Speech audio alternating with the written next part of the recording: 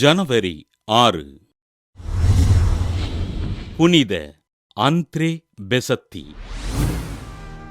Canada நாட்டில் மன்ட்ரேல் அருகிலுள்ள குவேபெக் பகுதியில் வாழ்ந்த ஐசக் பெசத்தி, குளோதில்டே ஃபோய்சி பெசத்தி பெற்றோருக்கு கிபி 1845 ஆண்டு பிறந்தார். அந்த்ரே பெசத்தி 9வது வயதில் தன் தந்தையினையும் 12வது வயதில் தன் தாயாரையும் இழந்த பெசத்தி தன்னை இறைவனுக்கு அர்ப்பணிக்க விரும்பி திருச்சிலுவை சகோதரர்களின் சபையில் சேர்ந்து அருட்சகோதரரானார். புனித வளனார் மீது மிகுந்த பக்தி கொண்டிருந்த அந்த்ரே பெசத்தி மன்ட்ரேல் நகரிலுள்ள நோட்ரேடாம் கல்லூரியில் வாயிற்காப்பாளராக நியமிக்கப்பட்டார்.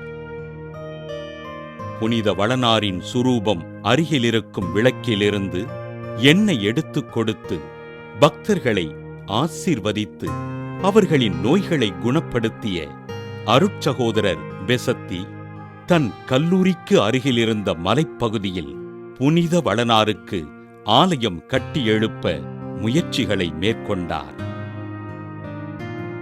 மலைப்பகுதியில் 15 அடிகள் அகலமும் 18 அடிகள் உயரமும் கொண்ட மரத்திலான ஆலயத்தினை கட்டி எழுப்பி புனித வளனாருக்கு அர்ப்பணித்த அந்த்ரே பெசத்தி இவ்வாலயத்திற்கு வருகை தரும் மக்களுக்காக புனித வளனாரிடம் ஜெபித்தார்.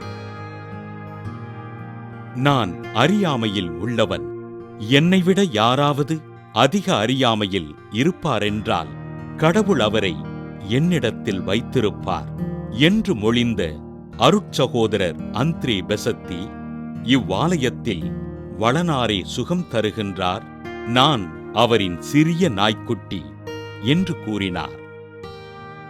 மாணவர்களுக்கு சிறந்த வழிகாட்டியாக இருந்து துன்புறுகின்ற மக்களுக்காக புனித வளனாரிடம் ஜெபித்து வாழ்ந்த அருட்சகோதரர் அந்த்ரே பெசத்தி 1937 ஆண்டு ஜனவரி 6 விண்ணகம் சென்றார்.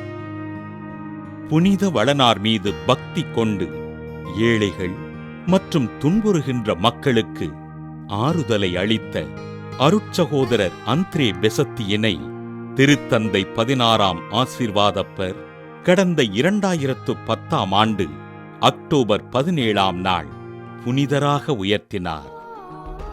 புனித அந்த்ரே பெசத்தி திருவிழாவினை கொண்டாடுகின்ற நாம் நம்மையும் நம் குடும்பத்தினரையும் புனித வளனாரிடம் ஒப்படைத்து ஜெபிப்போம்.